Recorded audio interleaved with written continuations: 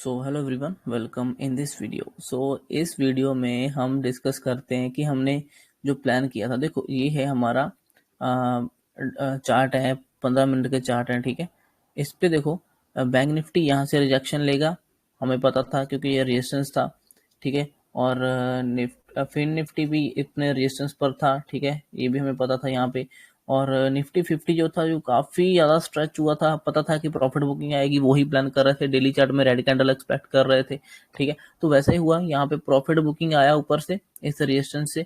तो यहाँ तक पहले हमें एक अच्छा ट्रेड मिला था, ₹6 वाला 30 तक चला गया था, ठीक है। और वही ₹6 वाला 30 वाला बाद में फिर से जब ये पुल बैक इसने लिया, यहाँ पर वो फिर से ₹8 के ₹9 के करीब आया था, और उसके बाद अब वो ₹70 पे चल रहा है, ठीक है। अब मैं इसके पीछे कंसेप्ट बताता हूँ कि क्या सीन था।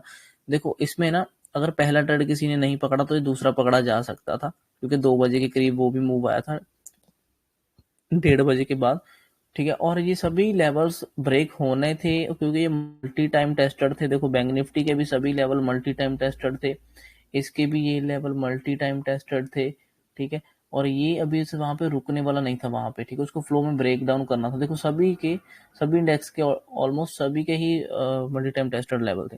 तो ये हमारा व्यू था इस तरह से कुछ, ठीक है। व्यू के बेस पे हमने जो डिटेल में अगर मैं बताऊं तो हमने यहाँ पर ट्रेड प्लान करना था, क्योंकि ये हेड एंड शोल्डर बनता हुआ दिख रहा था, ब्रेकडाउन हुआ, ये रीटेस्ट और ये फॉल हो गया था, ठीक है, अच्छा खासा। अब ये ऊपर से आया तो ये राउंड नंबर तक आएगा 700 तक। तो 700 पे आकर देखो, इसने कुछ टाइम होल्ड किया इस रेंज में, ठीक है, इस एरिया में होल्ड किया। तो ये हमारा प्रीमियम उस टाइम ₹6 पे था, यहाँ पे 6 से ये 30 तक, 30-35 तक इजीली चला गया था, और यहाँ पे एक अच्छा प्रॉफिट बुक किया जा सकता था, ठीक है। उसके बाद मैंने बोला था, लाइव में बोला था कि ये प्रीमियम आपको फिर से दोबारा यहाँ पे मिलेगा। मैंने बोला था डोंट वरी, फिर से एक ट्रेड मिल सकता है, ये प्रीमियम फिर से आपको नीचे आते मिलेंगे, जब ये इस ऐसे गिरकर होल्ड कर कर कोई पुल बैक लेकर फिर फॉल करने की कोशिश करेगा, तब हमें प्रीमियम मिलेंगे, फिर से वो प्रीमियम मिलेंगे। और वैसा ही हुआ। देखो, अगर आप इसका चार्ट देखोगे, सॉरी,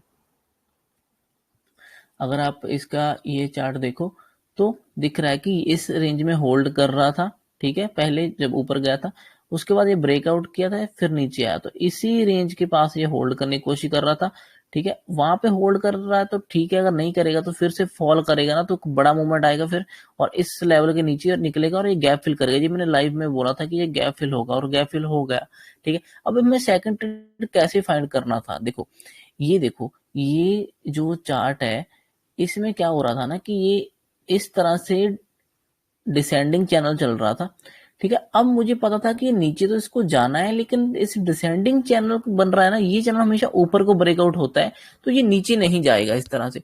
तो इसको पहले ब्रेकआउट करना पड़ेगा।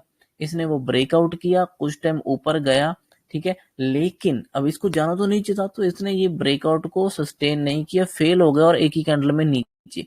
तो ये ब्रेकआउट फेल हो गया, ये इसलिए क्योंकि इसको इस प्राइस एक्शन को भी रिस्पेक्ट करना था, डिसेंडिंग चैनल को रिस्पेक्ट करना था, उस बेसिस पे ब्रेकआउट ऊपर होता तो ऊपर करना था, बाद में फिर उसको फेक बनाकर ये इसको इस चैनल को फेल कर सकता था।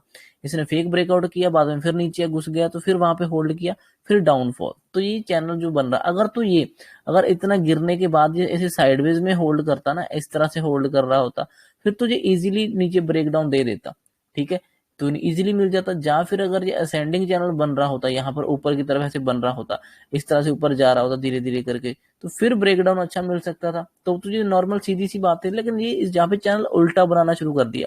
ये चैनल ऊपर को ब्रेकआउट करता है और ऊपर के ट्रेंड के लिए होता है, लेकिन जब व्यू डाउन साइड था, तो ये चैनल फिर हमें ट्रेड बहुत ज्यादा नहीं करना था, ये फेल होना होने वाला था, और ये फेल हो गया। इतने चैनल का ब्रेकआउट तो दिया, बट फेल हो गया बाद में वो, फिर नीचे घुस गया। तो जैसे इसके नीचे निकला, एक अच्छा मूव मिला, और उस टाइम हमें जब ये फेल ब्रेकआउट बनाकर आ रहा था, तब फेल ब्रेकआउट में ये प्रीमियम फिर से हमें लोअर लेवल के पास मिले थे। यहाँ पर ये छोटे से हेड एंड शोल्डर का नेकलाइन था ना, ये ₹9 के पास, 9.5, वहां पर तक ये गया, वहां तक गया, इसने उस नेकलाइन को रीटेस्ट किया, क्योंकि इसको डायरेक्ट देखो, इसने हेड एंड शोल्डर ऐसे बनाया था और डायरेक्ट बड़ा मूवमेंट आ गया, ठीक है। इसने इस नेकलाइन को रीटेस्ट नहीं किया था, तो बाद में काफी टाइम बाद जाकर उसको आकर इसने रीटेस्ट किया, फिर बड़ा मूव मिला इसमें, ठीक है, और निफ्टी में बड़ा फॉल मिला। तो ये बहुत अच्छा ट्रेड था, यहाँ पे ₹10 में मिला था। यहाँ पे स्टॉप लॉस हार्डली ₹2 का था, ठीक है, 1.5-2 रुपए का ही स्टॉप लॉस था, बहुत अच्छा ट्रेड। और उसके बाद देखो अभी ये 70 पे चला गया था, 70 से भी ऊपर चला गया था। और इसी के साथ अगर मैं इसका थोड़ा, ये तो था 700 का स्ट्राइक प्राइस जो कि यहाँ पर है, ठीक है, जो कि सेफ, बहुत ज्यादा सेफ था, इसमें टाइम डी कितना नहीं होने वाला था। जो थोड़ा सा रिस्की था वो 650 का ये वाला, ठीक है, ये इतना एक्सपेक्टेड नहीं था, बट ये भी सही था। इसने जब यहाँ पे ट्रेंड लाइन ब्रेकआउट दिया था, ये 3 रुपए पे चल रहा था, और 2 रुपए का स्टॉप लॉस, मीन 1 रुपए का स्टॉप लॉस था, 2 रुपए पे स्टॉप लॉस लगाना था, ठीक है। तो 1-1.5 रुपए का स्टॉप लॉस था, इसने 3 रुपए से हाई लगाया था 9 रुपए तक का, ठीक है, 9 तक का पहले मिला, ये बहुत अच्छा था, ठीक है, पहले ही उतना बुक कर सकते थे। उसके बाद जब ये यहाँ से उठकर गया था, ठीक है, इसने यहाँ पर रीटेस्ट करने आना था, फिर से इसने 4 रुपए पे अगर रीटेस्ट किया था, ठीक है, और फिर उसके बाद इसने 24 रुपए का हाई लगाया, मतलब इसने भी 20 पॉइंट इजीली मूव कर दिए। उसके बाद 24 रुपए का हाई लगाया, अगर अपने 4 पे बाय किया होता, वही स्टॉप लॉस 3 रुपए पे होता, 1 रुपए का स्टॉप लॉस था, ठीक है। अगर पूरा भी छोड़ के रखते हो तब भी आपको स्टॉप लॉस 3-4 रुपए का ही मैक्स था, तो ज्यादा बड़ा नहीं था, ठीक है। और ये बहुत अच्छा था, इसमें 4 रुपए से इतने चलना था और 24 तक गया, ठीक, अभी भी 15-16 के ऊपर ही घूम रहा है, तो बहुत अच्छा ट्रेड था, ये भी बहुत सही था, ठीक। तो ये लॉजिक थे इस ट्रेड पे, इसको बाइंग साइड में ट्रेड नहीं करना था अपने व्यू के हिसाब से, ठीक है, और ये नीचे घुसना था, इसलिए इसने फेक बना दिया। अब इसको फेक ब्रेकआउट की तरह ले लो, जब आप किसी भी तरह समझ कर इसको कर सकते हो, ठीक है। अब मैं आपको अगर डेली चार्ट दिखाऊं तो निफ्टी 50 का डेली चार्ट दिखा देता हूँ एक बार, उस पे हम व्यू जो डिस्कस कर रहे थे वो मैं बता देता हूँ कि किस बेसिस पे हमने ट्रेड लिया था। ये देखो, ये इस तरह से जा रहा था ऊपर, ये ग्रीन कैंडल, ठीक है, मतलब इतनी बड़ी नीचे से रिजेक्शन आई और ऊपर ही क्लोज किया, अगले दिन गैप अप खुला, फिर ऊपर जाने की कोशिश, आज भी साइडवेज खुला और ऊपर जाने की कोशिश करा इसने पूरा दिन। देखो साइडवेज खुला, यहाँ कहीं ऊपर जाने की ही कोशिश करी, तो प्राइस बहुत स्ट्रेच था, नहीं जा सकता था। बैंक निफ्टी जैसे रेजिस्टेंस पे पहुंचा, फिर निफ्टी जैसे रेजिस्टेंस पे पहुंचा, तो फिर इसको भी वहां से ही बेंड करना था, और फिर इसने वहां से बेंड होना शुरू कर दिया। ये ऊपर थोड़ा सा ही गया, आज ज्यादा नहीं गया, थोड़ा सा ही गया, वो इसलिए जा रहा था क्योंकि निफ्टी बैंक निफ्टी अच्छे रेजिस्टेंस पे नहीं थे। निफ्टी बैंक निफ्टी यहाँ पे ट्रेड कर रहा था, ठीक है, फिर निफ्टी भी यहाँ पे ट्रेड कर रहा था, इनके लिए रेजिस्टेंस थोड़ा सा दूर था, तो निफ्टी 50 थोड़ा सा इसलिए होल्ड कर रहा, थोड़ा सा धीरे धीरे ऊपर जा रहा था, क्योंकि ये इनका वेट कर रहा था कब ये अपने रेजिस्टेंस पे पहुंचे दोनों, ठीक है, और कब मेरे साथ ये मैच करें, फिर मैं फॉल करूंगा इनके साथ। तो जैसे ये रेजिस्टेंस फेस किया इन्होंने, वैसे ही फिर इसने फेस किया और ये नीचे आ गया, ठीक है। तो ये लॉजिक था, 2-3 दिन से ऊपर था और प्रॉफिट बुकिंग एक्सपेक्टेड था, ठीक है, प्रॉफिट बुकिंग हुई, अच्छी खासी कैंडल है। अब वापस इसी रेंज के अंदर घुस रही है कैंडल, ऐसा लग रहा है देखने में कि ये यहाँ से नीचे ऊपर गया था, ब्रेकआउट करने की कोशिश करी बट फेल होता हुआ दिख रहा है। वापस रेड कैंडल अगर इसके नीचे जाकर नीचे अंदर घुस गई, इस रेंज का क्लोज कर दिया, फिर से ये इस रेंज के अंदर आ जाएगा, ये जो रेंज थी इसके अंदर फिर से इसमें आ जाएगा, ठीक है। तो ये बहुत अच्छा ट्रेड था। तो आई होप आपको ये समझ आया होगा कि इसको कैसे करना था, ठीक है। सेकंड ट्रेड के लिए भी वेट करना चाहिए था, ये भी बहुत अच्छा ट्रेड यहाँ पे मिलने वाला था।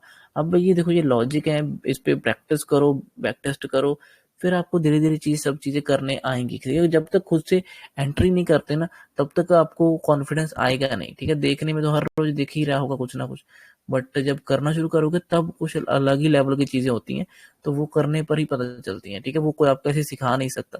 सो आई होप आपको समझ आया होगा। Thank you so much for watching this video guys, bye.